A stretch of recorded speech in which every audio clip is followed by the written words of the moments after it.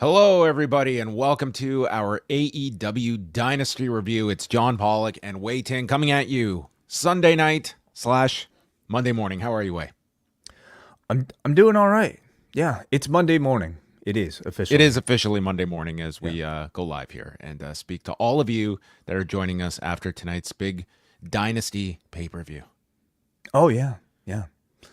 It's sort of the norm, right? You know, the midnight end time Yes. for these pay-per-views. Yes, we have a lot to discuss from this particular show. We're going to mention off the bat, it's a super late show, so we are not going to be doing calls tonight. We will go to feedback on the forum, so if you do want to leave feedback there, you will, but we're going to try and keep this to a concise hour for the sake of myself and Wei, who have been, we did have a very busy morning, but here we are.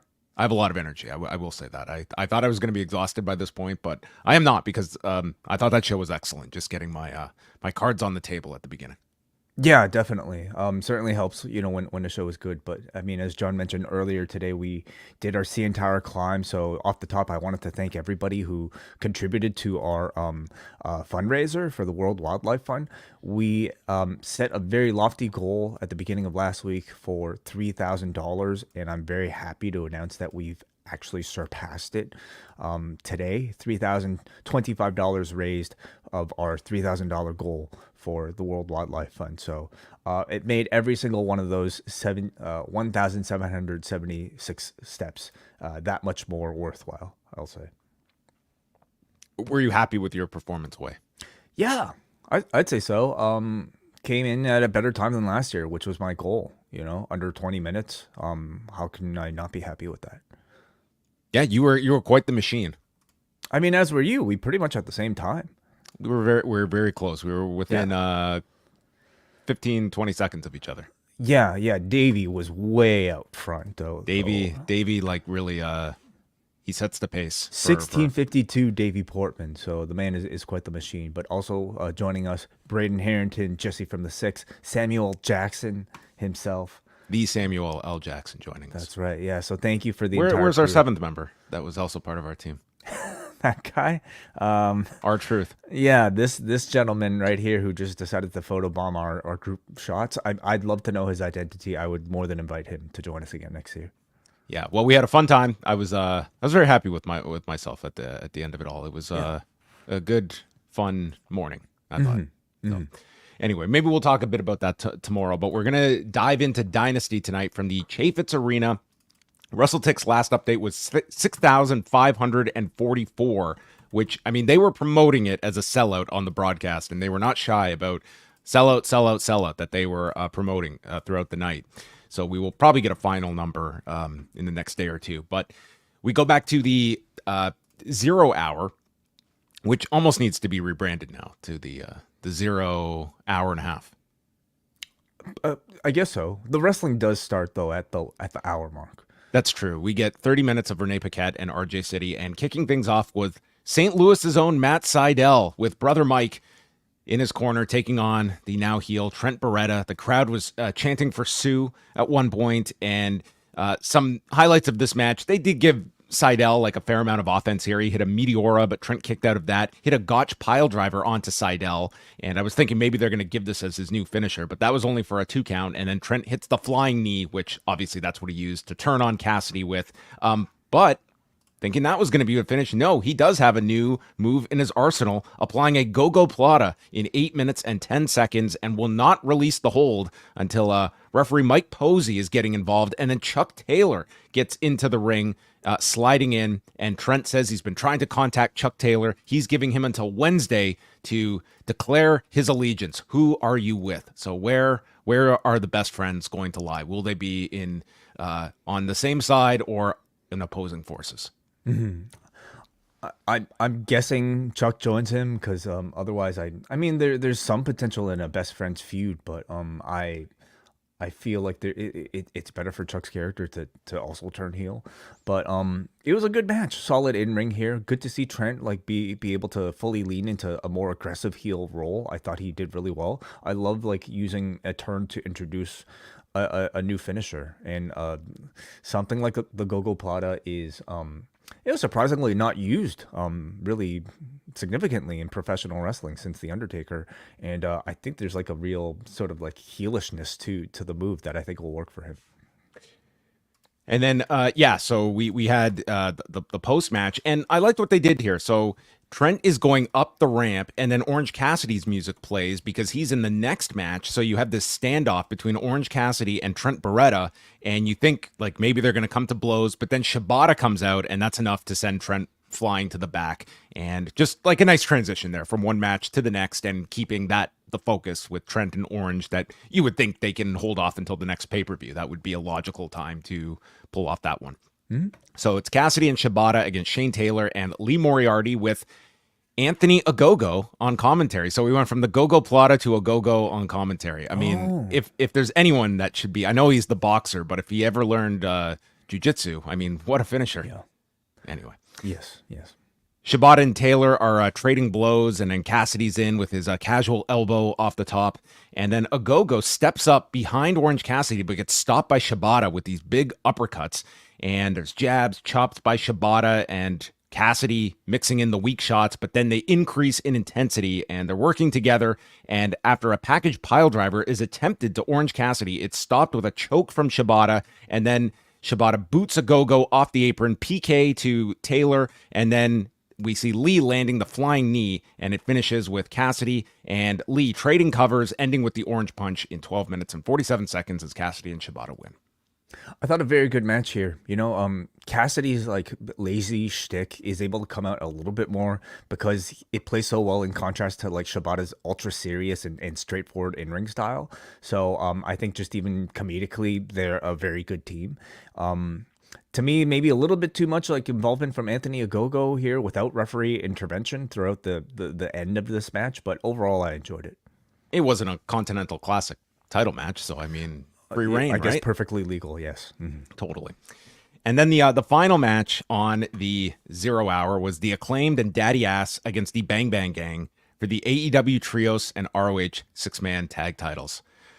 Max Caster comes out for an extended rap about hitting them with a circumcision.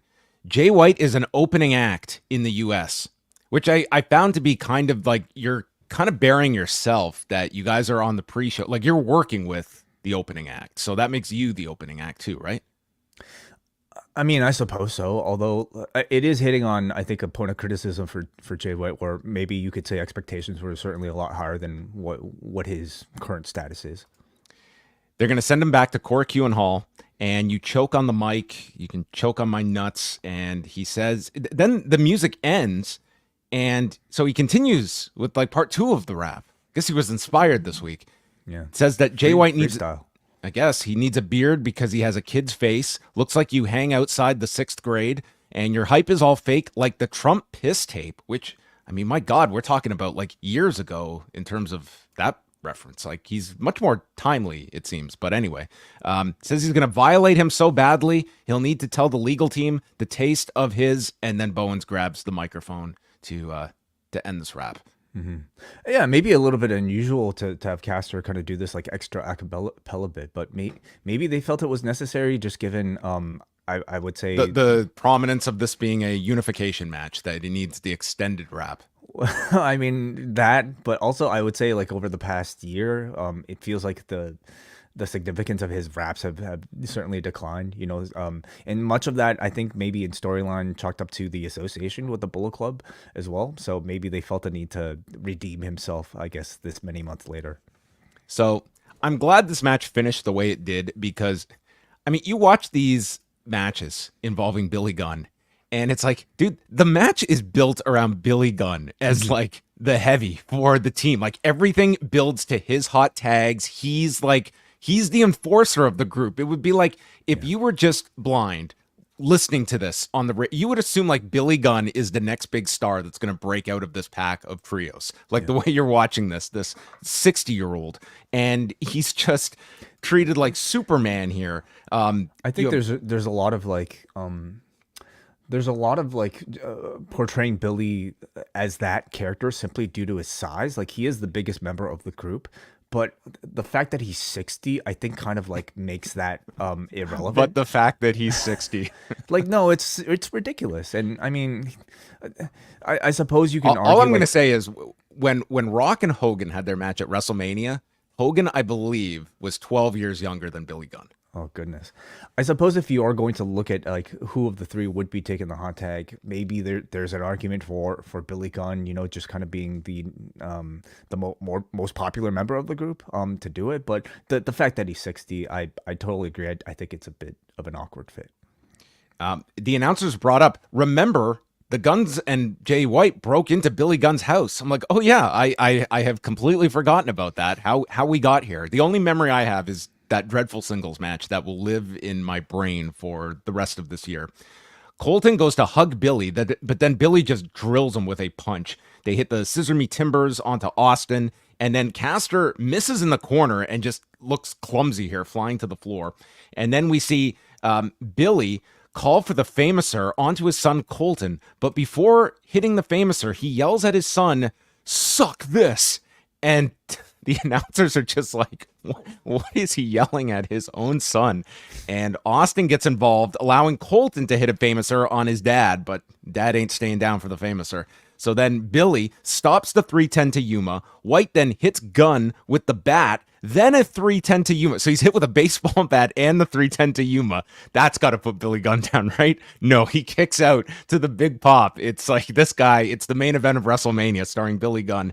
So then he hits the Famouser, mic drop follows by Caster, White gets to kick out, and we end with a sequence between Gunn and Jay White where both men counter the other's finisher before the Blade Runner is hit, and Jay White pins the nearly unstoppable Billy Gunn in 14 minutes and 45 seconds. Well, if you recall, like Sting kind of was portrayed in a very similar fashion, where he was like sort of like the big, almost like mythical member of the team, right? So how many people is Billy Gunn going to draw at the Greensboro Coliseum for his retirement? Well, all I'm saying is I think in the AEW universe, as you get older, you become that much more powerful and athletic and tough to defeat. Oh, okay. You age upwards, or I understand differently. Yeah. Okay. Mm-hmm. So I thought the match itself I thought was okay. Like nothing really wrong with it, but nothing also really stood out to me. Crowd was very reactive for the Acclaim. They were reactive for the title change. Personally, because I haven't really been captivated by the feud nor any of the matches that preceded this, I didn't feel very invested in the result either way. I thought this was one of the weaker matches on the show. I'm glad they're unifying the tag titles. I think that both sides have kind of been cooled off by working with the others. I have not enjoyed this feud post split, and I'm happy to see the Bang Bang Gang was the team I think you should put these trios belts on, and you can go on your merry way. I think the Acclaimed and Daddy Ass, they're a fun act, but this program has not done it for me in the least. Jim Ross comes out for the first pay-per-view match, and kicking off the pay-per-view is Kazuchika Okada and Pac for the Continental Championship. And they did a Megan O'Leary style preview for the match with Renee next to the ramp teeing up the match. And they only did it for this one match. But again, they're also experimenting with a lot of production changes and such like that. But I like this. They've done this in the past too. They have before, yeah. So the crowd is going nuts right when the match starts. So it was a lively crowd, and that would be the case for most of this show. And we get the note that Okada is living in New York City. Mm-hmm. Yeah. Well, I guess if you're making that sort of money, you could live anywhere in the U.S. I mean, why wouldn't you pick New York City? So Okada lands his beautiful drop kick that Jim Ross calls, that's 5 stars, or whatever you want to call it. 5-star drop kick. And then there's a draping DDT to Pac off the barricade. He beats the count in at 9. Pac hit this amazing top rope Asai moonsault to the floor. And someone posted this in slow motion after. It looked incredible. The two are trading German suplexes. And then we get Okada landing the elbow drop. And my favorite spot, he's just milking the crowd for the pose. And they're all like, that's like his babyface spot. No matter what role he's playing, they're going to pop for the pose. And the crowd's like getting so excited for it. And instead of putting the arms out, he gives the middle finger. Amazing heat here. Excellent. And they chant, fuck Okada at him. Just tremendous here. And then Okada gets lifted up for this bridging German. And if you go back, his facial expression was amazing here. You would think this man was being thrown off a building. Kicks out of that. Pac misses the black arrow and and Okada hits a tombstone. From there, we get a belly to back that's countered to the brutalizer, and then Okada gouges the eyes to break free. And then after another tombstone, climbs to the top, but Okada grabs Paul Turner's leg to delay. Finally, Pac gets him back into position, goes for the Black Arrow, lands on the knees, and that leads to the Rainmaker, and Okada pins him in 21 minutes and 55 seconds. Really hot opener, I thought. I thought so too. I think there was probably at least a little bit of extra significance riding on this simply because it was Okada's first proper AEW pay-per-view match, like not as a contracted, New Japan performer. And I don't think it could have gone better. Okada is somebody that, we can now kind of see every single week on TV, but he's still perhaps known best as maybe one of the best, if not the best 20+ minute match worker of the past decade. So his greatest value to this company was always going to be as a special attraction for a pay-per-view. And this match needed to feel that much more significant compared to a regular AEW Dynamite appearance for Okada. And they needed to establish that Okada matches are something that's worth paying for. And beyond that, specific to AEW, this needed to feel like the level of dream match that you can only get in AEW. And I thought it satisfied all of those things, beyond just being a great in-ring match that was really well paced, not suffering from any of the long sort of like drawn out template of like the Okada babyface New Japan style that I personally grown so tired of. I thought this match did a great job of showcasing Okada's great understanding of what it means to be a professional wrestling heel, playing towards a North American crowd. He feels very like I would say kind of advanced, in his ability to play with the crowd, his facial expressions, his selling as he's like, being lifted for like a German suplex, for instance. So it just kind of makes you wonder why New Japan like never really fully committed to this heel run for Okada that much earlier. But both men to me felt very special, including Pac, of course. Yeah, and I mean, when you're looking up and down this card, I mean, if there was as much of a guaranteed outcome, it was this one with Okada, and that did not hinder the audience's belief in Pac. And I think just the fact that this opened the show, people treated this like a big deal. The fact that they've had some tags going back way back into the 2000s, but never a singles match before. So, I mean, this was, a very... I was looking for, of this loaded card, this was one that jumped out to me that I was looking forward to. Yeah. So maybe not on the level of like Danielson and Ospreay, but still Pac versus Okada hit like that sort of dream match status for a lot of people. And when the bell rung, they were treating it like you were getting like the holy shit chant right at the beginning of this one. Two men who, I think on their own have built up like incredible reputations that have never had this sort of like one-on-one substantial meeting before. And that's like the type of booking that Okada matches need to have. Like that's the type of feeling you need to have for the rest of Okada's matches, at least this year on pay-per-view. And again, that to me is the value. Like it greatly elevated Pac simply being in this position, because we've seen a lot of Pac matches, but this to me was like Pac feeling his most special because of the dream match status of this match. And after Okada left, they did the Pac spot in the ring where he was left alone. The crowd gave him a standing ovation and chanted, "He's our bastard." So going the extra mile here to at least give some focus to Pac coming out of this match too. Adam Copeland, Eddie Kingston, and Mark Briscoe against the House of Black.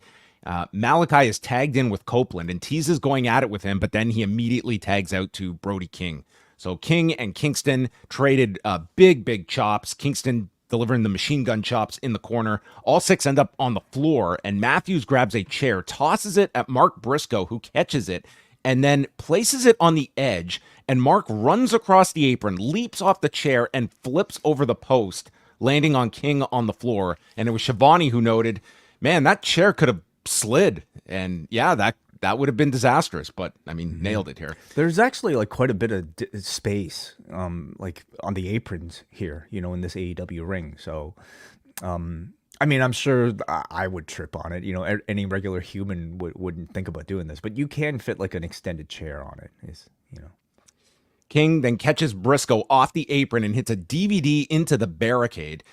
Copeland then scales to the top for a superplex onto Brody King. All six men are down, and we see a sequence of an Hurricane, Impaler DDT, and the Froggy Bow onto King, but Buddy Matthews runs in, making the save, and then that is when House of Black fire up and they charge at the baby faces, but are met with 3 spears simultaneously. Copeland is setting up for one more on Malachi Black, but as he charges at Malachi, he is hit with the dreaded Black Mist and then is hit with the spin kick, which they are calling the end, and pins Adam Copeland in 17 minutes and 47 seconds. I love this finish at the end, I like the idea of, Adam Copeland loses here, and they've been very, very protective of Copeland. It sets up your obvious match with Malachi, and probably you could splinter off several of these, given we have 3 champions on one side. I really enjoyed this match too. To me, this was the type of match that showcased what your trios championship matches should be. Like just really fast-paced activity, multi-person long chain sequences where like each team were kind of acting as their own single entity, and they were almost like each participant was finishing the other's sentences, like that sort of vibe. Great chemistry I felt between the babyface team here, Kingston and They've been Briscoe. great just in the handful of matches they've had in the lead up. Like the match with Top Flight and Action Andretti on Collision. Like I really hope that these 3 have this alliance. I think so too. Going forward. Yeah, like obviously Kingston and Briscoe already have that history, but like I'm actually very surprised at how well Copeland fits in with them. Like, and maybe part of that is just because they're all very sincere, like likable baby faces. But I think there's a lot more story potential to be mined from like this association. In ring, I thought they gelled really well together, and against a team as cohesive and almost as like perfectly formed at this point as the House of Black, I thought these were like excellent babyface opponents. I think there were moments in this match where like, the showdown between Malachi and Copeland, I expect they might have intended on Low's reactions being a lot bigger, just these two kind of staring each other down. And it's not really there yet, but maybe coming off of this finish and maybe with more storytelling, it will get there. But hopefully by the time they do that singles match, it'll feel that much bigger. Julia Hart against Willow Nightingale for the TBS Championship. Willow comes out with Chris Statlander, and then it's announced that Chris Statlander and Sky Blue are banned from ringside because this is house rules. And the way it was played was that Willow's made this choice, and Chris Statlander is finding out in the moment that Willow doesn't need her there. So I think that's definitely planting something.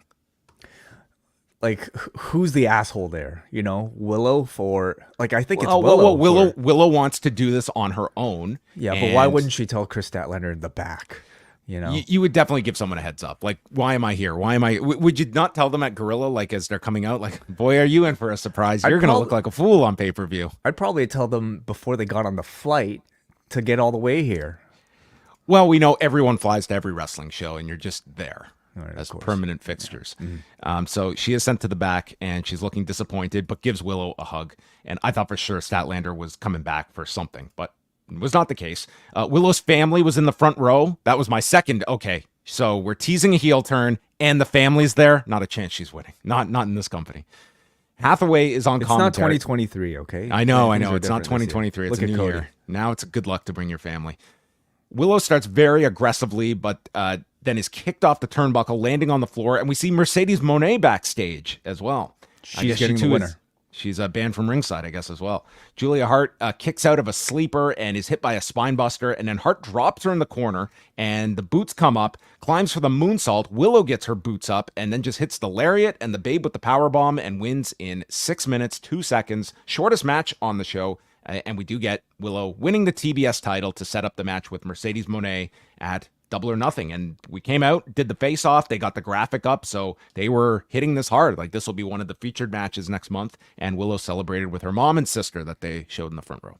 Yeah, there was a bit of a continued tease of Statlander turning on Willow here, with Statlander coming out to the back of Willow, and at that point, like, the crowd it led to anticipate some sort of turn, but she instead just decided to give her a hug. But they're very much laying those pieces there. Let's also remember Trent and Statlander had a scene in the back as well that kind of at this point is still unresolved, so maybe something going on between those two. And we have this mystery attacker too, with Mercedes. Yep. Mm-hmm. Yep. So the match length itself,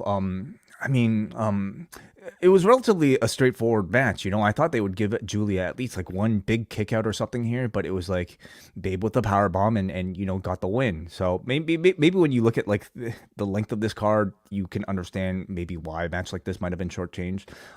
Overall, I thought it was a fine match, but among the standard of the quality of the show, didn't make that much of an impression on me. But I do think like we can at least at this point say like I think Julia Hart had a really good run as TBS champion. She's demonstrated a lot of like maturity as a big character, capable of handling this sort of spotlight at such a young age too. So I look forward to seeing what's next for her. Yeah, she's not that old when you actually look at her age. She is our standard for grading how old we are. Yes. Roderick Strong against Kyle O'Reilly was next for the International Championship. I will say this. I did not see the countdown show that I'm assuming most of these video packages were from. There were some excellent video packages building these up, and I just wish some of that could be more incorporated into the show. Like, I'm sorry, when we look at the amount of hours for AEW, I amazingly watched Collision and Rampage today, which, I mean, that Collision show last night, especially that 2-hour block, was amazing. It was such a good show, but there are so many hours to follow of just AEW, much less any other wrestling. The countdown is probably going to fall through the cracks for many people, and it's already the day of the pay-per-view. Most are going to be seeing this. But they had some like great backstory here about their history going back to 2009, each of them having the birth of their children and being, just side by side throughout their entire careers. And Kyle was going to stay away from the international title, but then Roddy saw me as a threat, and now they're having this showdown. So this felt like some 3-month culmination of something that's been a lot less. Yeah. So I understand, like, at this point, 5 years in, like, it's just not Tony's philosophy to air long video packages on his shows. If anything, they're like 60-second video packages. He favors in-ring content, and maybe he's got, enough statistics to prove that that's a worthwhile philosophy. But I think so many of these story beats should be incorporated in a more prominent fashion, even in your talking segments or backstage interview segments or just commentary spots, Like sometimes it is a sacrifice to just bring people up to speed, because one of the dominant talking points out there is that, well, these are great matches, but there's no story. I'm like, there are stories attached up and down these cards. They all have stories attached to them. It's just, I think sometimes you have an audience that is conditioned to, the WWE style of constant hitting you over the head, so every last detail. And here it's just kind of the opposite. You kind of have to go out of your way to watch a video package like this in order to maybe. But it's like the stories are there for you to find, and it's finding a middle. Like I don't think you need to be feeding your audience like pablum, but I think like there is something when the work you're putting into these video packages. I mean, you just want enough of your audience to kind of have at their disposal. So anyway. The match begins, and Kyle gets slammed off the turnbuckle, and we got into pretty much Roderick Strong going after Kyle's back and just coming up with all these variations of the backbreaker. And Kyle O'Reilly, his strikes here, in particular, like the Muay Thai style offense, and then you get into this already, like his submission, like his jiu-jitsu and transferring it to pro wrestling. I think it's some of the best in professional It's amazing. wrestling. Yeah. It's amazing. And now like you're adding all these other disciplines too. And like this guy is so underrated when it comes like watching that. This was by far his best performance since his comeback. Oh, without a doubt. I mean, it's the longest and most substantial. He hasn't had like that really balls out match yet until this one. And because I thought this match was just spectacular. But it's probably not going to be the one everyone's raving about by the end of this show, but I just thought this was an incredible match. Yeah, but I'll say at the very least, I'm pretty confident that like Tony Khan recognizes that within Kyle O'Reilly, because like he kind of just came in kind of cold as a character, but like immediately gets this like title shot on TV. So and gave these two like 17 minutes. So it wasn't as though like this was not one of the big matches on the card, but you knew it was going to deliver. And I would say it over delivered. They go to this crazy pace of striking. Kyle hits a bombs away knee drop onto Strong's knee. And then they get into a kicking exchange, and there's a knee to the body by O'Reilly, followed by an axe kick. And then Roddy hits the flying knee. Both men go down. And then we see Wardlow come up. ringside, and he's worn by Paul Turner, and it's like your alarm bells are going off that we're going to get some screwy finish here. But he really played no factor into the finish. He was just there as like a decoy. And we get Kyle doing the bounce off the rope into the lariat, then a brain buster, and he's fighting for the armbar, but Strong is keeping the hands clasped, but Kyle is fighting and fighting for it, and then Strong lands a drop kick after Kyle tries to lift him up, can't get him up, and the end of Heartache is hit, and Strong retains the title at 17 minutes and 20 seconds. In the post-match, we see Bennett and Taven wheel out Adam Cole, who emerges and rises from the wheelchair, walking down, and the Undisputed Kingdom are in the ring, and it was not subtle at all. Adam Cole, like, staring daggers at Wardlow, pretty much telegraphing they're going to whack this guy at some point. They're going to, I mean, maybe they're going to have to hire the family to get rid of him. Maybe, yeah. So Wardlow, and thanks, John Cena, for bringing this to my attention, but Wardlow at 9 p.m. today tweeted out a photo of a car accident he was involved in. He says, Jesus, the devil's been doing everything to stop me lately. Still hasn't learned he can't. Banged up, but I'm alive. Thank you to those that have reached out. Appreciate you all. And yeah, the photo of, I think this was like, I don't know, some escalator or something, like, you know, getting rammed pretty hard. Dude's lucky he was okay. I mean, didn't look like he had a scratch on him at the pay-per-view. Man. Yeah. Tweeting this like 9 o'clock, like pretty much very close to him actually coming out here. So I don't know if this was meant to like maybe throw off our belief that he would be involved at all, but he did come out here, and I do believe that this was probably a legitimate, you know, car accident. So credit to him. For maybe this was Adam Cole's plan. He's like, how did you get here? Yeah, how did you leave me with the insurance bill for this car rental? Maybe that's why rental. Yeah. This match though, I love this match. I thought it was so strong on a show that had a lot of strong matches. Amazingly, like, this is not going to be match of the show, but it was a really excellent match. Like the best match on the show so far. I mean, it depends what you're looking for. I thought the 6-man was really strong as well. Okada and Pac, I think to a lot of people. Yeah. Okada Pac, I would grade above this one too. Like, this was a pretty strong show. Like, if we were at this point, dude, and this is the pay-per-view, I've got my money's worth. Like, I was pretty good. We got 3 kick-ass matches in the first 4 matches. Yeah, but just maybe speaking about this match a bit more in particular, I these are probably my 2 favorite Undisputed Era members in terms of like in-ring styles. Both have such distinct in-ring styles and are so technical in their own ways. And this was the type of match that I think they you know, it was kind of conveyed like this was a match between brothers, and they kind of wrestled that way, you know, both knowing each other's offense so well. A hard-hitting and technical bout where their styles just kind of meshed wonderfully. I do think a blemish though was like all the Wardlow stuff, which was a little confusing to me. Like, it was basically a clean win for Roddy, because even Wardlow coming out didn't necessarily distract him to Kyle to lead to anything directly. So you got the impression that like he's on the outs with Adam Cole, and that he could screw up, he would screw up here, and Kyle wins the title or something to further that. But it was like he didn't even have that. So I'm also, it was almost like he was just there as like, oh, we're getting a run and finish and to tease you. I guess so. Maybe I'm also a little bit disappointed that like this felt like such a clean win for Roddy, that I kind of feel like Kyle should have left this with a little bit more. He kind of just, you know, took a relatively clean loss here to Roddy and just kind of faded into the background, not to be associated with any sort of Undisputed Era story coming out of this, which is at this point Cole and Wardlow, which is their main story. Then it was time for the FTW Championship match between Hook and Chris Jericho, and I'm sure people have a lot to say about this match. They note that between his 2 reigns, Hook has been FTW champion for 595 days, and Jericho is getting pelted with boos, but that is not where this crowd started.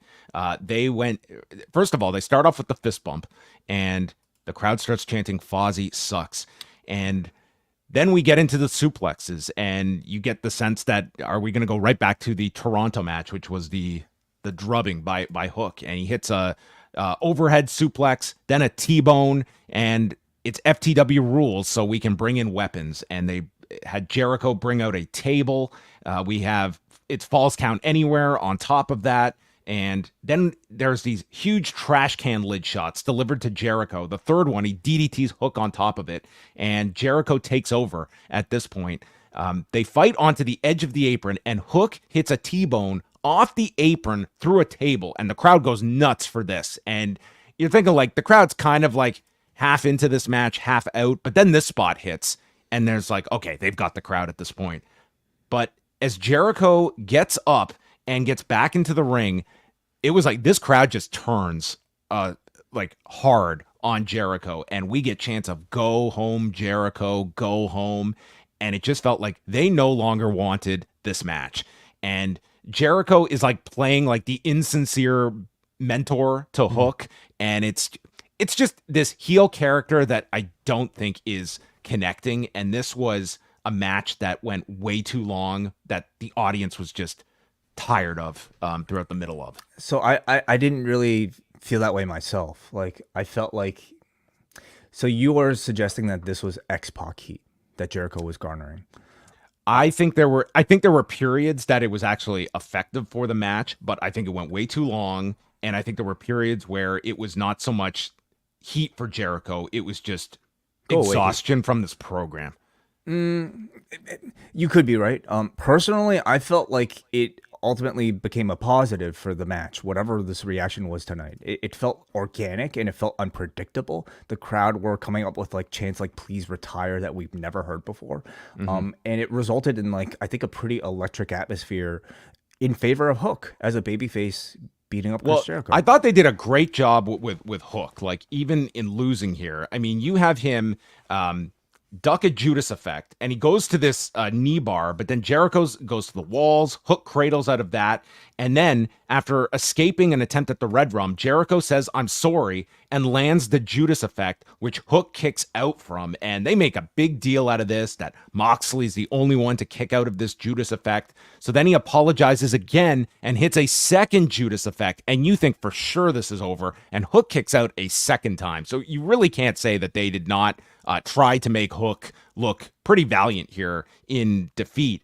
But then Jericho gets the bat, and you see Hook just on his knees giving him the middle fingers as Taz stands up from the broadcast and just puts down his headset, and the crowd actually gets like amped that he's going to do something physical, because they go nuts when they see Taz rise up. But he's just there. He just can't talk. He can't participate in calling this, seeing that his son is about, like, it's the prelude to this guy being hit with a bat, and Jericho wallops him with this baseball bat and wins in 16:35. And Taz goes and he yells at Jericho to get away from him, and Jericho, who is keyed as the learning tree, Chris Jericho, wins the FTW title.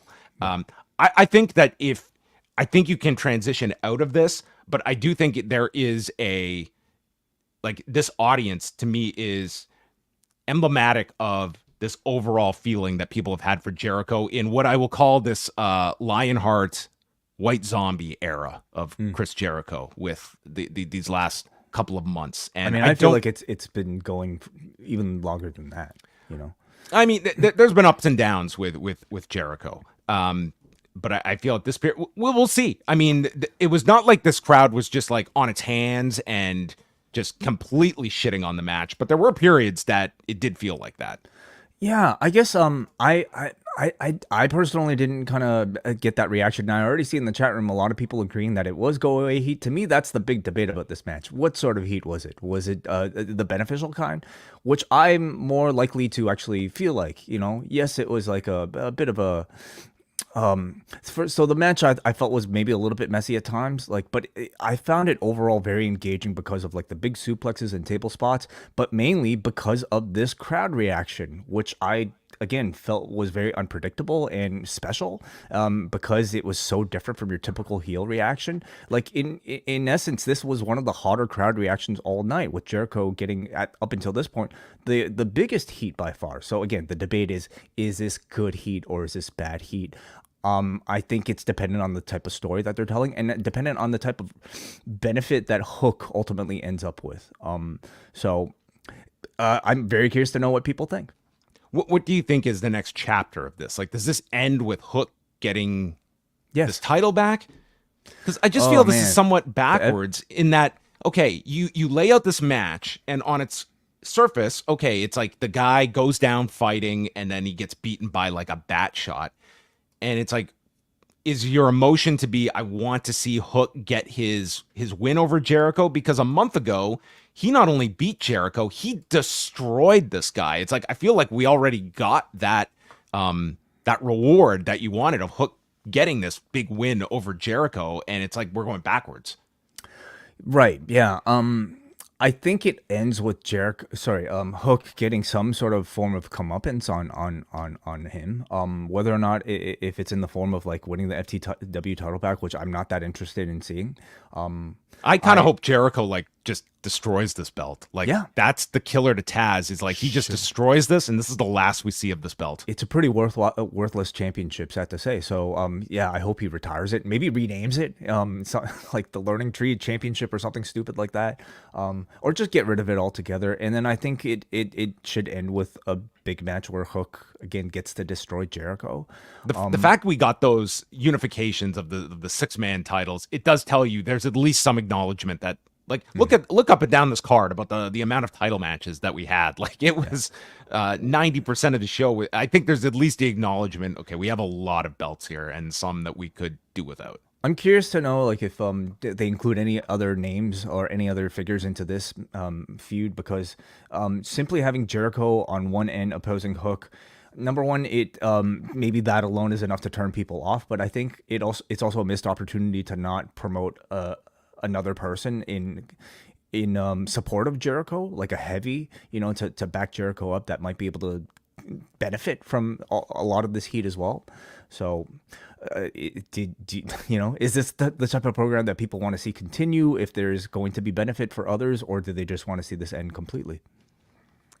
I mean, I got the sense that people are ready to move on from this, but I mean, you can take like the reaction. I mean, I think Jericho can certainly take this reaction and channel it into a character. I think you can certainly do that. I don't see him going away. Like, number one, because I think Toni will interpret this reaction tonight as a positive one. I also think like Jericho is just going to be able to do whatever he wants to do, and I think they probably already. He's have a also story. Among, if not the highest paid guys too. Like, it's a pretty tough argument to bench someone, or just make that argument that, okay, go away for 3 months and then we'll bring you back fresh. You're paying a lot of money for this individual. They probably feel like this program is actually just starting to cook, and again, that's kind of up to, I guess, debate now, it seems. But I also feel like maybe that's what he'll rename Hook. Cook, yeah, that'll be the person he brings to oppose Hook.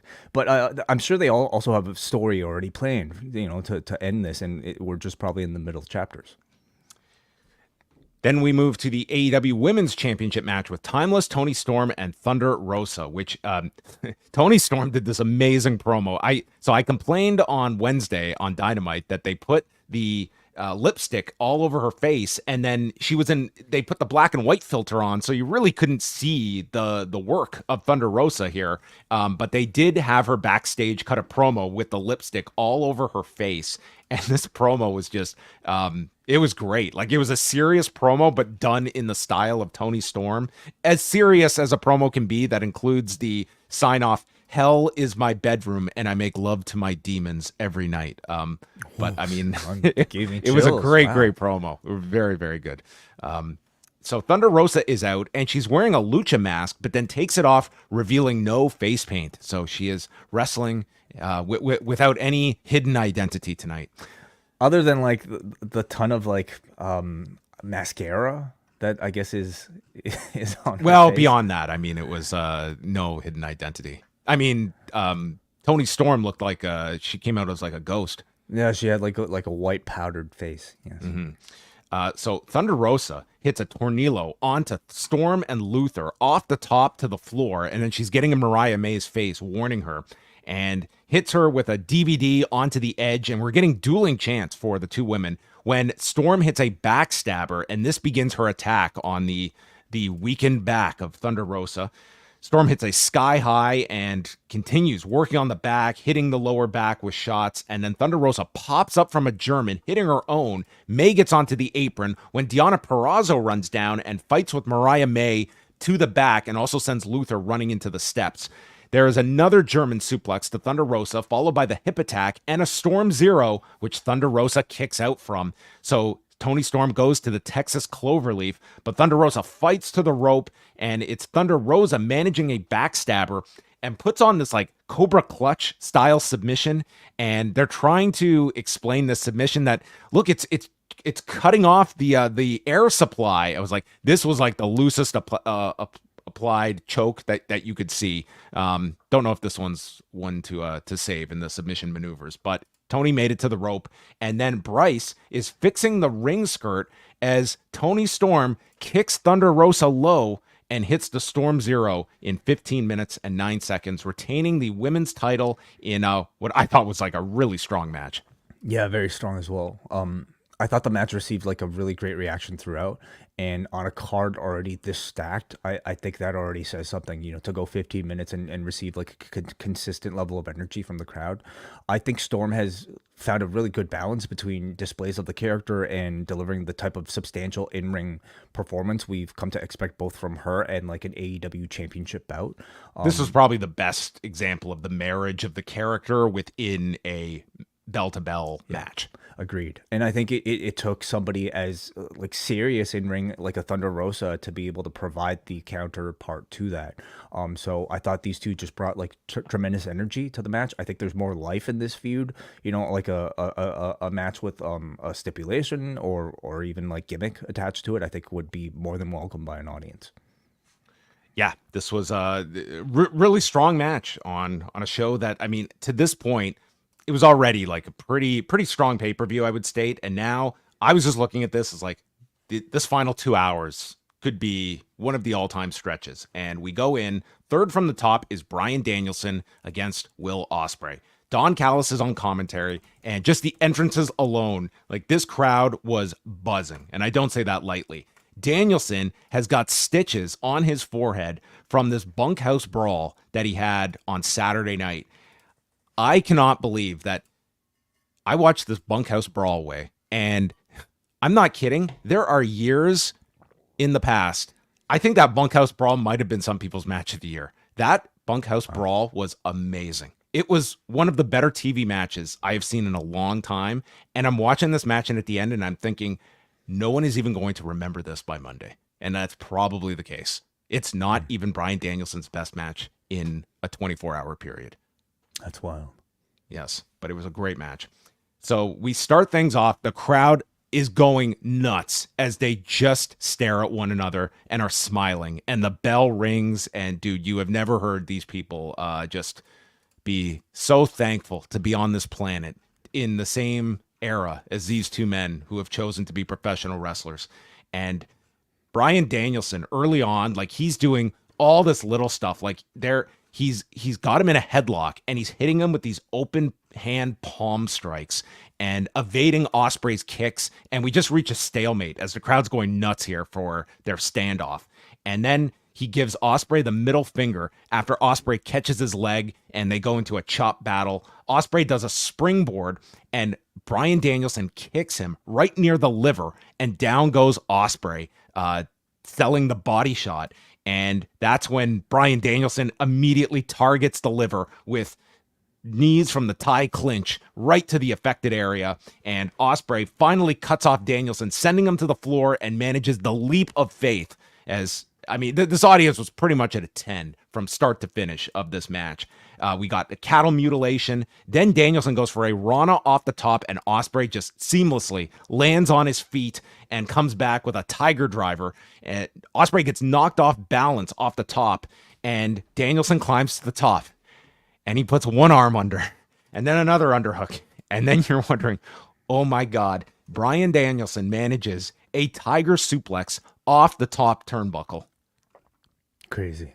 And this is like 15 minutes into this match. It's such a crazy and rarely seen bump, requiring a ton of trust in somebody being able to, I don't know, tilt you in the right angle, so that you can land on, hopefully not your head, without the use of your arms, to break your fall.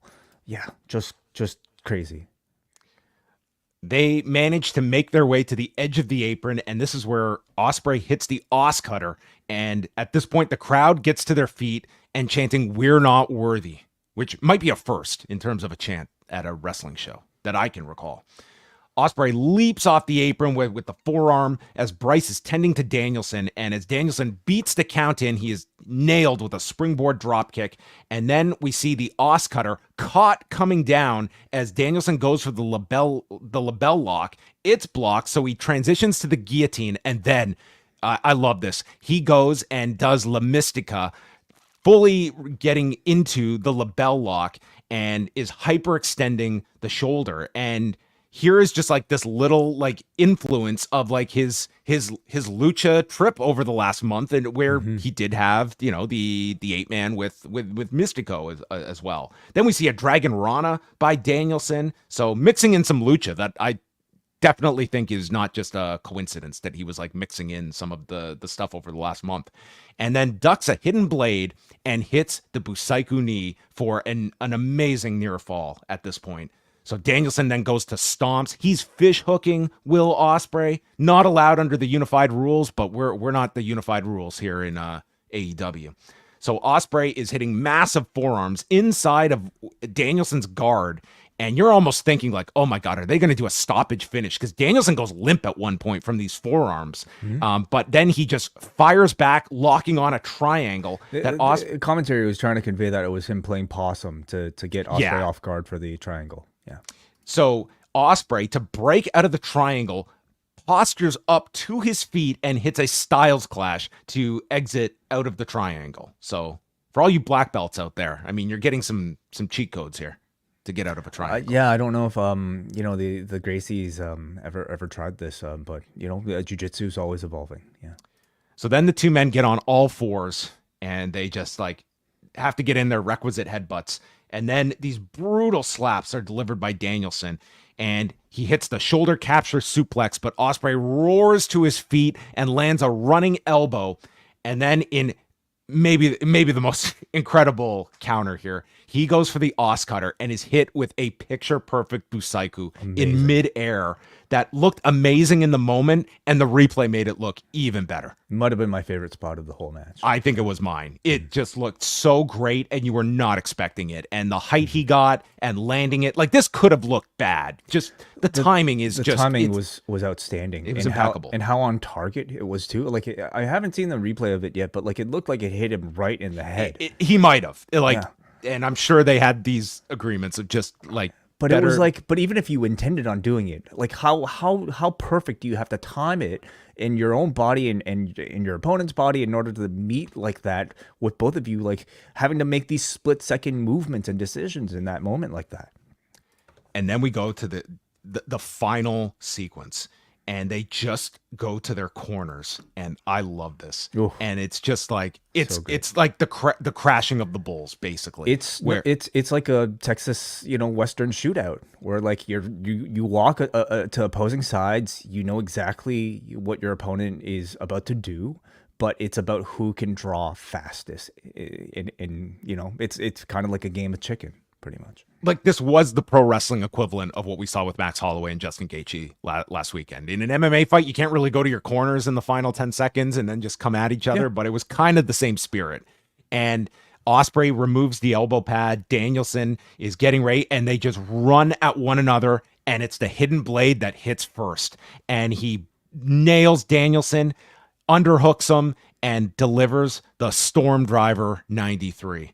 And Bryce is screaming at Doc Samson, and you just see Ospreay in the background, and he runs at Danielson with the match-ending hidden blade to pin Danielson at 32 minutes and 40 seconds in one of the most incredible matches you are ever going to see. Yeah. There were already very unrealistic expectations for this match, and this match greatly exceeded them. You know, first of all, the atmosphere alone from the beginning of this match was unbelievable. St. Louis, I think, completely played their part in elevating this match to an even higher status than I think what its content alone dictated. But man, it's like this is the type of match that I think will probably be studied for many years to come. Just simply for so many things, but especially the timing of these two and the design of some of these sequences. They told, first of all, like a great classic story of a high flyer versus a grappler, somebody who will nullify Ospreay's athleticism just by knowledge of technique and ground based submissions. Then the later part of the match put a lot more emphasis than I was anticipating on their dueling charging finishers here in the Busaiku knee and the hidden blade, and that just allowed for so much like great storytelling and interesting scenes. Like that ending, Western duel between the two of them. I just loved that finish. It was so awesome. And at this point, you just kind of debate about where this match might rank, not just among the matches of the year, but among both men's entire careers. And we're talking incredible catalogs for the both of them.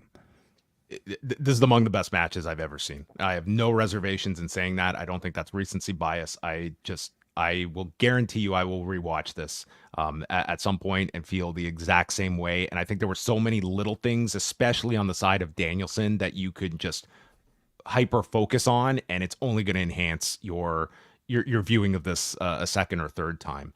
So Danielson in the post match, he is down and he is selling like he can't move.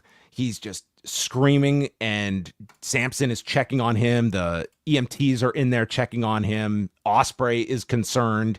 And I mean, the only way is that, I mean, we literally saw this at the ROH show a few weeks ago. Like they did a similar tease of like with Billy Starks as well. And knowing that it's a Bryan Danielson, I don't feel there was anybody in this building that was concerned that this was like something had gone awry here. Just know, especially the Bryan Danielson style of selling. But I think it really got over the impact of the Tiger Driver like that much more. I actually wish Will had not used that move once since the Kenny Omega match. Yeah. And this was because he's used that in pretty much all his matches. And it's for near it's a falls. setup. It's a setup not even move. Finishers. Yeah. And I kind of wish like this was the first time he brought it out since Forbidden Door. But I mean, man, you're really maybe to like an things. AEW exclusive viewer, like it still felt that special because I guess you wouldn't have seen it on AEW TV until now. But I agree. And like I had no issues whatsoever. Like, if we're talking about comfort level with a spot like this. If anything, compared to the Billy I kind of Starks like watching this, and it was like you were, like I don't really like to watch wrestling with the idea that we're gonna play with paralysis as a potential outcome. Well, yeah. I mean, we talked about the Billy Starks one on our ROH review, and maybe being there live is kind of different, but like because I could see this one on camera, like it looked like a very safe. He took it very as well as you can for like that type of a maneuver. Certainly compared to the Kenny one, like this looked like a very safe Tiger Driver. And for me, maybe I even hate saying this, but like the drama wasn't there as much as a result.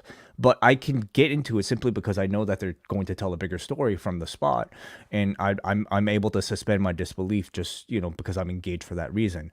And at the end, like I'm much happier seeing a move that is safe in order like to tell a story versus a move that could legitimately put a man's health in danger. Yeah. I think these two are going to wrap up match of the year. I hazard to say that in April because we don't know what we will see later this year. I would state that if any two people are going to usurp this match, it's going to involve one of these two. And I think this is your 1-2 race for Wrestler of the Year as well. It's going to be these two because as much as Ospreay feels like the foregone winner for 2024, like Danielson, I mean, just this weekend, dude, like watch that bunkhouse brawl if you have a chance. And the fact that he did that 24 hours before this, it's two of the greatest matches I've ever seen from someone on back-to-back nights. It's unreal. Danielson is closing out his career with the best run of his entire career, at least when we're talking about in-ring content. But Will Ospreay is just on another level, man. Like he's just exceptional. Like I very well could involve Danielson and somebody else when we're talking at the end of the year, but I wouldn't really bet on one of those people not being Will Ospreay. Like he to me is the consistent part of the equation in all of these discussions. He's just so I would say consistent. outside of some injury that sidelined him, I would say like that is your Barring a consensus Kenny wrestler of the Omega year. return and like, you know, Omega Ospreay 3, which I think would be one of the only things that could threaten it. This might have wrapped it up unless these two have their own rematch. Which is possible, yeah. So an amazing match. One of the greatest you're going to see. I think if you order a pay-per-view and you have a match that is among the greatest you've ever seen, then I think like that's there's thumbs up, and then there's another level for what this was. And Excalibur does state afterward that Danielson was upright and able to walk to the back with the assistance of the medical staff. So that was your update as our cool down period was a ladder match between the Young Bucks and FTR. And I mean, 99% of the times you would dread the people that would have to follow a match like that. I had no concern that this was going to follow that last match in some way, shape, or form.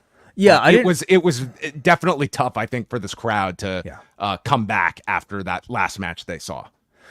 Certainly, yeah. But when you're looking up and down the card, I don't know if there is a match that stood a better chance of withstanding this position than this match. You know, we're talking about like a hot, you know, like sort of like legacy feud at this point between the Bucks and the FTR. We're talking about a ladder match that'll be full of spectacle, which I think like would be a good palate cleanser for the type of drama that you had invested your crowd in prior. So I'll say like I think to start off, it felt, in contrast to Ospreay versus Danielson, like the crowd were trying to regain their energy a little bit. But by the end, I mean, it was a pretty good reception. Maybe not the reception that this match would have had on its own without following Ospreay and Danielson, but still a good one, I thought. Yeah, I mean, these four killed each other in this match. I mean, listen, I really enjoyed this match. It was an unbelievable match. But if I never see any of these four in a ladder match again, I'm not going to be complaining either. Like they have done their tour of duties when it comes to ladder matches, especially the Young Bucks, that it feels almost as though it's like they don't need to be doing ladder matches at this stage, is the stage of their career and what they're cutting short at this point. I just think that it's like we have seen every conceivable version of a ladder match, especially from the Young Bucks. But in many ways, I agree with you. Like they're over enough that they don't need to do this stuff. At the same time, I think expectations continue to rise for what we expect out of like pay-per-view level AEW, you know, like gimmick matches. Well, I think Cash Wheeler had the decision. You know what? If this is where it ends, this match for my career, so be it. I'm gonna just go till the wheels fall off in this match. So early on, Dax.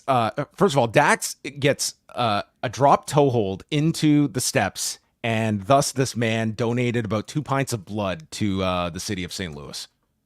It was pretty significant. The only blade job on the show, but a pretty big one. Yeah, I mean, he bled for 90% of this, 21 and a half minute match. And then we just saw all these creative utilizations of the ladder. They set one up between the apron and the timekeeper's table that would come into effect a little bit later on. Cash got crotched on this ladder and then hit with an EVP trigger as he was on the ladder. And then Cash battles back as Dax is just bleeding. So it was pretty much a handicap match while Dax was trying to regain consciousness. And they hit a Steinerizer as Dax gets back into the match. Dax places Matt into a sharpshooter, and then Cash puts the ladder on top of Matt, climbs, but then Nick super kicks Dax and climbs to knock Cash down. And this is when Cash dives at Matt, sending him off the apron through a table, and like Matt almost overshot this thing. Like he went down on like the edge of his ass going down on this table, and Cash just crashed to the floor. One of many tope suicidas by Cash Wheeler that I thought this guy had a death wish. He was going like at Darby Allin levels of speed and for a guy the size of Cash Wheeler, like he's not a small man. He's like a fire hydrant that was just going at unbelievable speeds.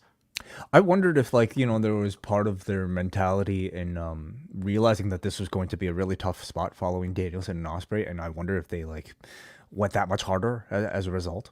Think about what these four had on their shoulders. Following that match, you've got a ladder match which comes with its expectations, and you have these four in their rubber match that comes with, their fourth match that comes with its expectations. Like, the pressure is like we so kind of understate it at times. Like, these four were in, I would argue, the toughest spot of anyone on this card, including Danielson and Ospreay to a degree. I think like these four had to follow that.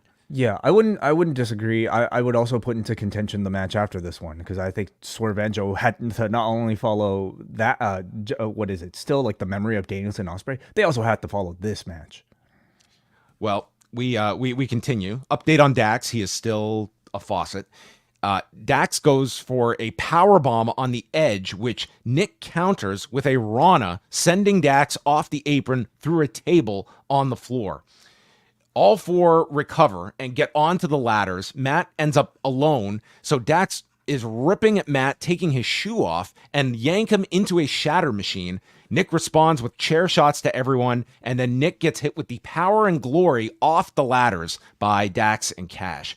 Nick then does a 450, putting Cash through a table, while Dax pile drives Matt through the ladder that's between the apron and the timekeeper's table, but the ladder like gives out on the edge before the pile driver. So Matt comes down and he's grabbing his head, and you're thinking this guy might have just like concussed himself, but appeared to be okay afterwards. But when they showed this replay and like the ladder just came out from under them before the impact, and you were certainly worried about that one.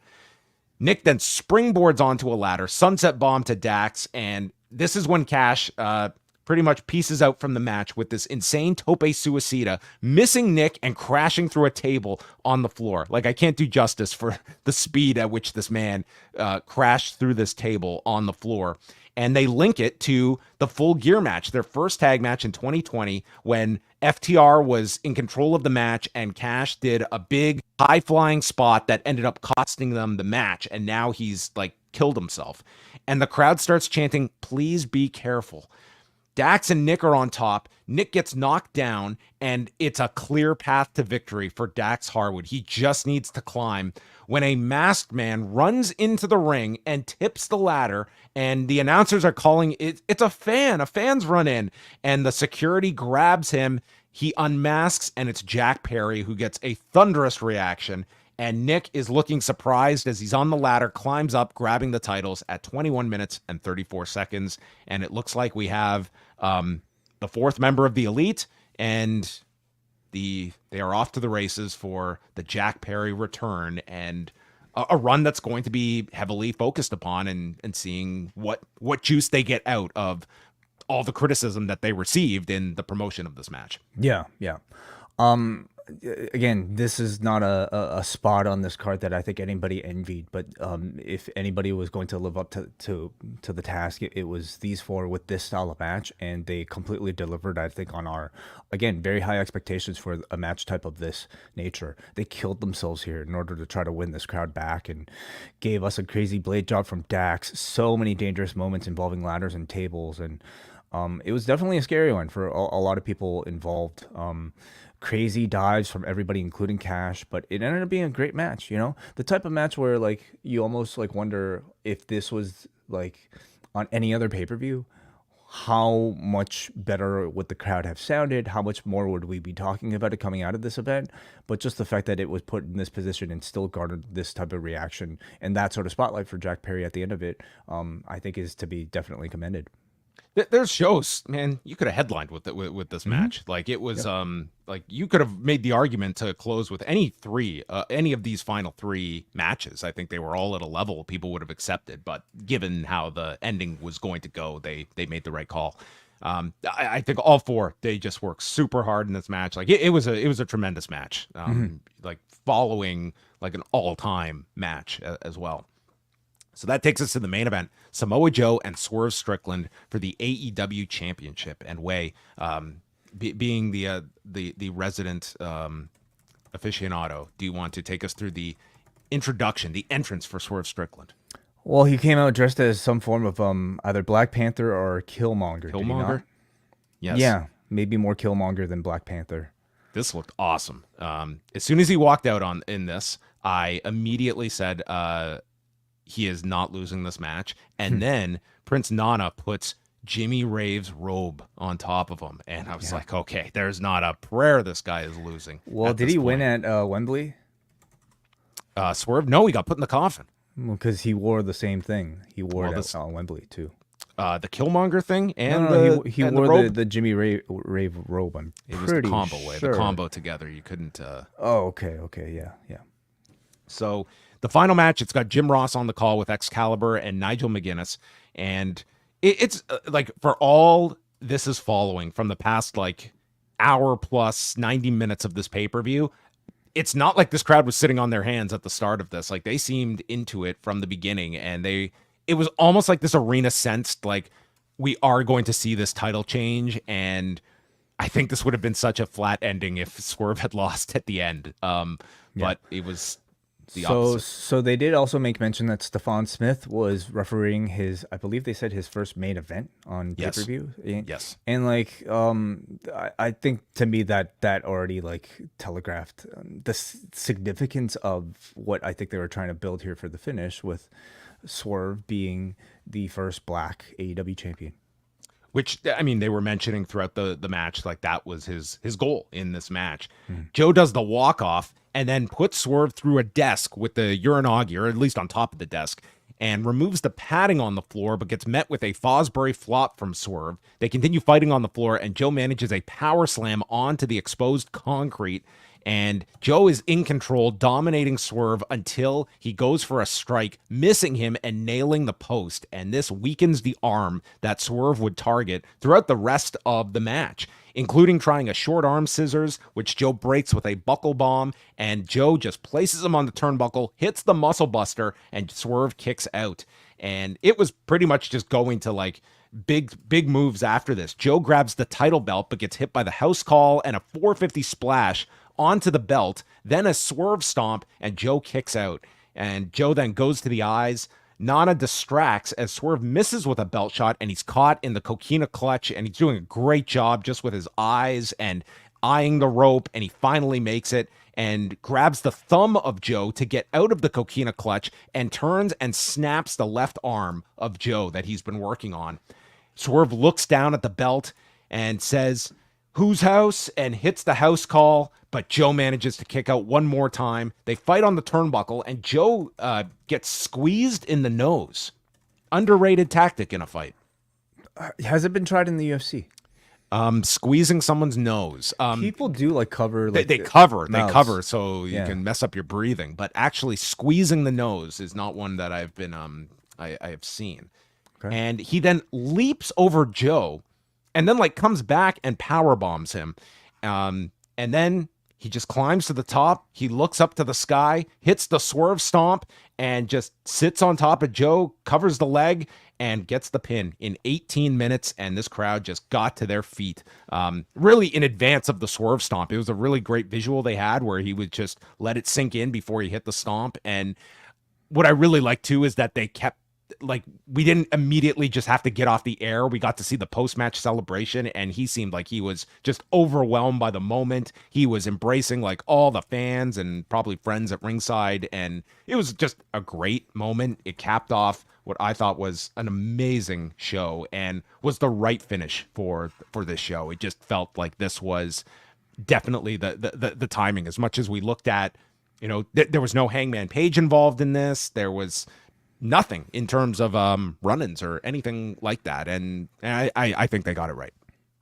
Oh, without a doubt, yeah. I mean, so first of all, I thought it was a very good match. You know, I thought this was like some of the best I've seen Samoa Joe, and some of the most meanest and most powerful I've seen Samoa Joe. So, you know, I think he also had a great run. But you know, it is time for Swerve, especially when you have so many other people waiting that are ready for that spot as well, like a Will Ospreay that's coming up. But Swerve has, I think, you know, been deserving of this coronation for quite a while, and I feel like there's an argument to be made that he was maybe at his hottest a couple months back, coming off of like the Hangman Page match and maybe the Continental Classic as well. But this still felt like a very significant moment. I I thought like I do feel like while it was a very good match, I do think it was overshadowed in several ways. It was overshadowed by some of the spectacle of the match prior to this. You had a big blade job, you had a lot of weapons in the match prior to it. It was overshadowed in, I would say, performance by Danielson and Ospreay. And it was overshadowed in build by CM Punk and Jack Perry in the lead up to this match. So, I feel like this moment of Swerve winning this first championship could have felt bigger to me. But ultimately, it's all about how you book a champion beyond this that is going to kind of leave that lasting legacy. And they've started, and I'm looking forward to seeing how much bigger they can make Swerve at this point coming out of it. Yeah, I thought it was, given the spot, it was not at the level of the prior two matches. I don't know how many matches you've seen in the last 5 years that would be at the level of, especially the Ospreay Danielson match. But I thought like it held its place in the main event, and I think it was a big like championship level reaction when he won and treated like a big deal. And now it's, like we talked with Cody, now it's like you've got the title, and now is that position. Now you are the champion and being focused upon, and and they have to get a challenger ready for next month. So you could do the Joe rematch. I personally, I would want to get to the next Hangman match again with Swerve. I mean, I think that's a great direction to go for Double or Nothing if you want to go that way, unless they have another person in mind. Yeah. AEW, I think, really needed, this show to be an all-timer in order to wipe away a lot of the controversial PR. I'm not even going to say negative, but controversial PR that might have come out over recent months. Certainly maybe to counter some of the very positive reception to one of the WWE's most successful months in its entire history. AEW getting what I'm going to anticipate to be maybe one of the best receptions to any pay-per-view that they've ever put on, a contender certainly for pay-per-view of the year, is exactly the type of press that they need right now. Yeah, it was an excellent show, I think, with a match that I'm hard-pressed to imagine will get topped this year for match of the year. And if it does, that's gonna be one of the greatest matches you'll ever see later this year if that happens. So I just thought this was an excellent show overall, and it came in with huge expectations. Not like this was some sleeper that just hit you out of nowhere that everyone just delivered. It came in, this card looked really deep and then some in terms of what it came back and delivered with. So now this great response, and I'm going to assume overwhelmingly positive response to the pay-per-view. How do you ensure that the people who haven't been watching continue to tune into AEW and jump on for the next one, and especially maybe jump on to your weekly television? Listen, I always think that when you come off of a pay-per-view, it's very important to not just have sole focus on your next pay-per-view and boom, we're selling you on the next show. I think part of it is if you missed this show, this was a really big night in AEW's history that you missed, and this is why you missed it. And this is one of the greatest matches of all time. And if like you build a big segment for Swerve on Wednesday, and maybe you even get like reactions from some of the wrestlers to Danielson and Ospreay, like this was one of the greatest matches of all time, and you promote it like that and build it. And yeah, maybe a 3-minute video package recapping the match and getting reaction from peers.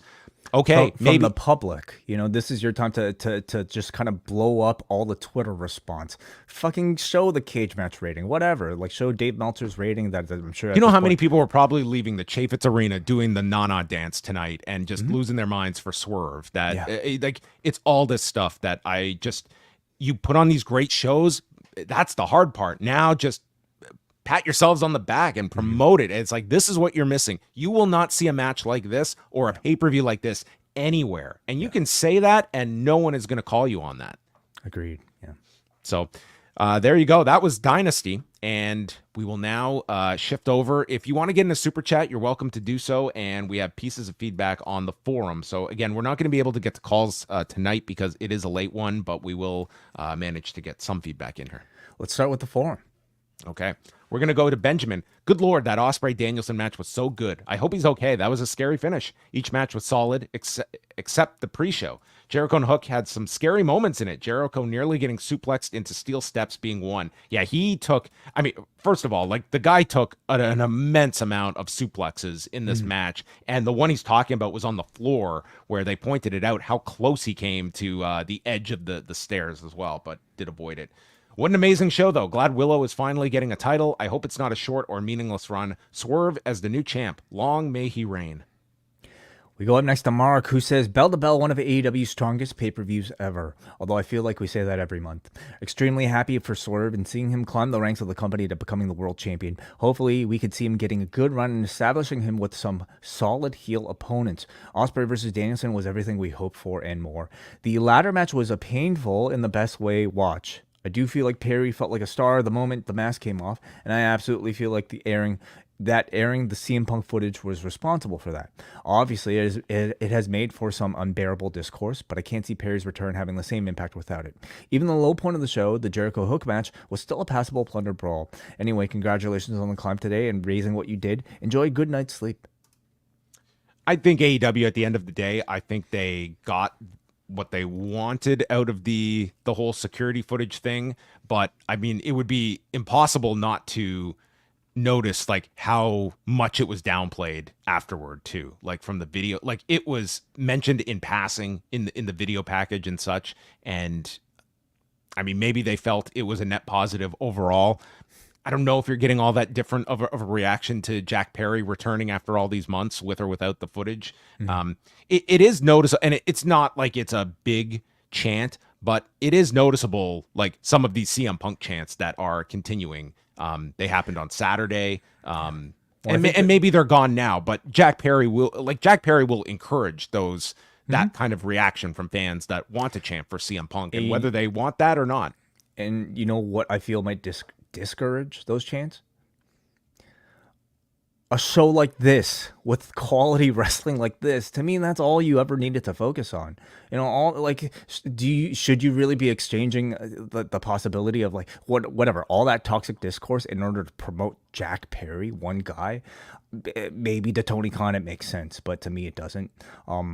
Especially when you have an alternative way to promote your company in the form of amazing wrestling and amazing shows like this. What would be the better tagline? AEW, where the best wrestle, or AEW, embrace the grind? What's that from? That was the Paul Levesque line. Embrace the grind? With Will Ospreay. Oh, really? I guess we're the best wrestle. Okay. Let's go to Steve Grows Weed. I agree that Jericho needs a TV break, but chanting please retire seems shitty. The fact that we live in a world where we got a 420 match on Rampage last night warms my heart. Do you think having so many epic matches in front of the main event hurt the match? It felt like they lost the crowd for a minute there, but got them by the end. All in all, a great way to cap off a holiday weekend. Listen, when you're in the championship match in AEW, that's what you've got to follow. Like, you have to follow the deepest roster that, I mean, this is among the deepest rosters in the history of wrestling promotions, certainly of any with national television in this country. Or the U.S., I should say. But that's I didn't think that Swerve and Joe was, I thought they did really well in the main event slot. I actually felt like Swerve and Joe had the toughest spot, because they didn't have blood nor like ladders and tables to rely on to maybe get that reaction. They had to follow that along with Danielson and Ospreay. So considering you guys get to use the belt as a foreign object. Yeah, considering all of that, I think they did a great job. But like, you're going to run into issues like this, on a wrestling show. Like, it makes no sense to until Swerve works with Ospreay, you are always going to have an Ospreay match to follow. on these pay-per-views. And an Okada match, like that was pretty incredible too. That we're not even like talking about. Dude, my article on Friday, I listed all the people that they didn't have available for this show, and it's crazy. It's amazing. Like Moxley they don't wasn't have on Kenny this. Omega, they didn't have Takeshita, they didn't have Adam Claudio. Cole, MJF's out. Like Darby Allin wasn't on this show. It's like can you imagine what Wembley Stadium is going to look like when hopefully all those names are back? It's going to be insane. Going to be crazy. Sam Banks sends a super chat here for $5 who says, I was at the show tonight and Will versus Bryan Danielson was one of, if not the best crowds I've ever been a part of.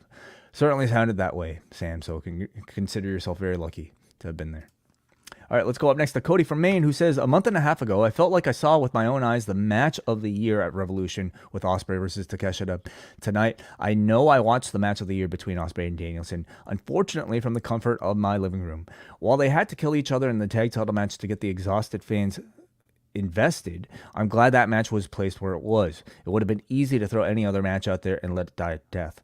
Overall, AEW once again delivers on pay-per-view. Shout out to YouTube for a flawless stream as well. Happy to have options other than BR Live. Oh, well, that's good. And that's a big part of how well this show does. I mean, no one's expecting this to do Revolution level numbers where you had Sting's retirement. But although, like, how much word of mouth might be responsible for replays?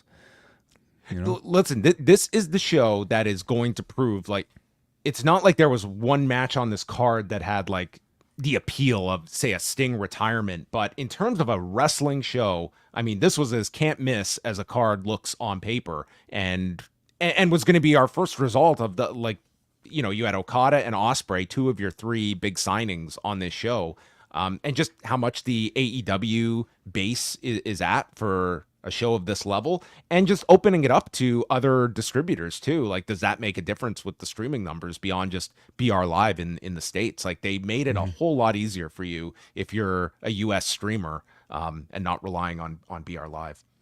Let's go also first here, John. $10 super chat just coming in here from Jason Hagholm, who says, AEW with another tremendous pay-per-view. My question, is this pay-per-view as good press? Is this pay-per-view good press?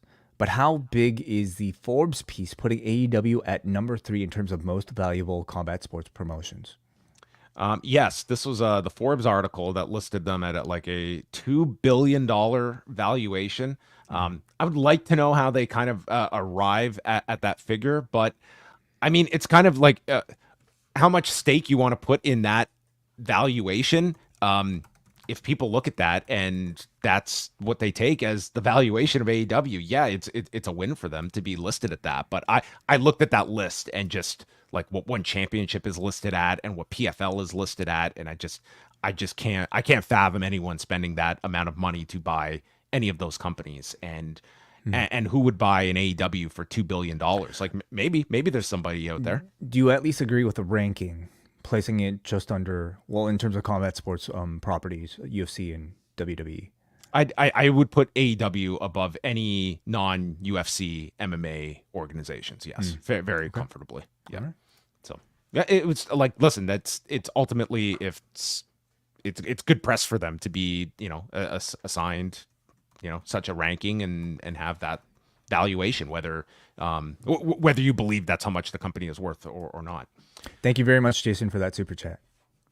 We go to Bryan from New Jersey. Definite thumbs up show for me. To keep things short, I thought the main event delivered and had the right outcome. Ospreay and Danielson tore the roof off the arena and had a unique post-match to hopefully shape the weeks ahead, and the ladder match got bowling shoe ugly at times. I wouldn't say bowling shoe ugly, but bowling shoe ugly would suggest like a lot of botches, and I mean there were moments of concern, but I didn't. There were really a lot of think moments there of were concern botches in that match. Yeah, well, all right, thank you. Let's go to Jordan from the Bronx, who says, excellent pay-per-view. Ospreay Danielson was unreal. I've noticed in Danielson matches that when he's visibly hurt, he's selling. When he's not hurt at all, he's probably hurt for real. The man wrestled with an eye patch and sold a seizure to cover up a broken arm. Also, Ospreay has said in a promos building in promos building this match that his killer move is the Tiger Driver 91. My hope is that everything in that match went as planned and that Danielson is okay. Swerve and Willow are champions. A year ago, I couldn't fathom either of them being here, but here we are, and it's glorious. I know that they have Ospreay and Mercedes respectively threatening their runs to be short and transitional. Here's hoping for impactful reigns. Shout out to the NWA podcast. Wrestling is for naysayers. Jericho with the FTW belt leads me to believe that they're going to legitimize the title. Hopefully Hook moves up the card and not to someone else. The feud didn't do it for me, and like the crowd, I'm very Jericho'd out. I wonder what he means by Jericho with the FTW belt leads me to believe they're going to legitimize the title. Yeah, if it's a joke title at this point, then I don't know what Hook has done with that title for all this time. I think it's not so much of a. I just look at it as a meaningless title. Meaningless, yeah. What's the only? It's a hardcore rules title, but like nobody seems to want it. Yeah, Jericho didn't seem to want it. He never conveyed that. It did not seem to be his main objective. It's teaching him a lesson.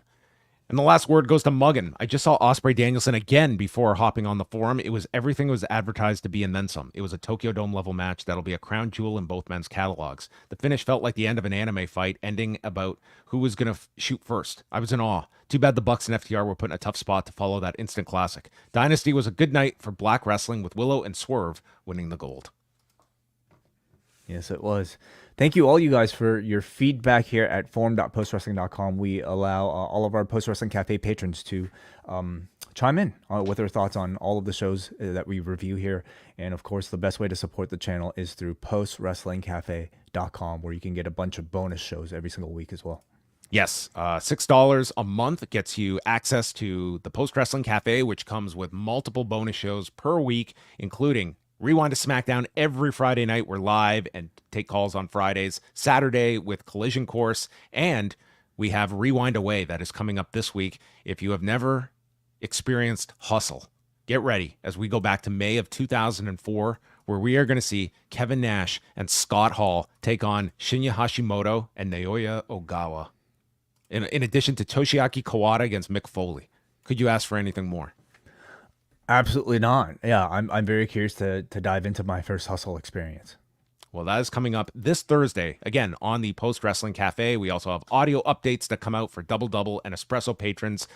Today, actually, for all members of the Cafe, I did do a quick review of the Impact Rebellion show. So that is up there for all members of the Cafe going through Saturday's pay-per-view. So that's going to bring everything to a close. We are back Monday night following Raw, and we will be chatting about a new Raw Women's Champion and everything else that is going down on Monday's edition of Raw from Columbus, Ohio. So thanks to everyone for tuning in tonight, and that caps off our Dynasty review.